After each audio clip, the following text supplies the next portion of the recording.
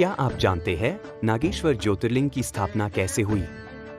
ज्योतिर्लिंग series की इस part में हम जानेंगे नागेश्वर ज्योतिर्लिंग की स्थापना कैसे हुई। पुराणों के अनुसार समुद्र के पास एक घना और दिव्य वन था, दारुका वन। इस वन पर दारुका नाम की एक शक्तिशाली राक्षसी और उसका पति दारुक राज करते थे। दोनों बहुत क्रूर थे और ऋषियों, संतों और शिव भक्तों को सताते रहते थे। उसी समय एक महान शिव भक्त थे, सुप्रिय, जो एक वैश्य थे और सदा शिव जी की भक्ति में लीन रहते थे। दारुक का उद्देश्य था कि वो सुप्रिय की पूजा और भक्ति में बाधा डाले। वो सही अवसर की तलाश में था। एक दिन उसे एक बहुत सुनहरा मौका मिल गया। जब सुप्रिय अपनी नौका पर सवार होकर समुद्र के रास्ते यात्रा कर रहे थे, तभी दारुक ने अचानक उन पर हमला कर दिया। उसने नौका में मौजूद सभी यात्रियों को पकड़ लिया और अपनी राजधानी ले गया। सुप्रिय सहित सभी लोगों को कैद कर दिया गया। कैदखाने में भी सुप्रिय का विश्वास नहीं टूटा। उन्होंने सभी बंदियों को महादेव का नाम जपने के लिए प्रेरित किया।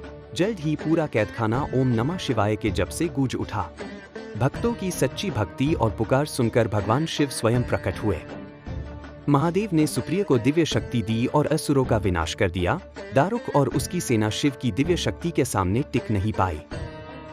भक्तों की रक्षा करने के बाद महादेव ने वही ज्योतिर्लिंग रूप धारण किया और आशीर्वाद दिया, जहां भी मेरी सच्ची भक्ति होगी, वहां मैं अपने भक्तों की रक्षा के लिए सदैव उपस्थित रहूंगा।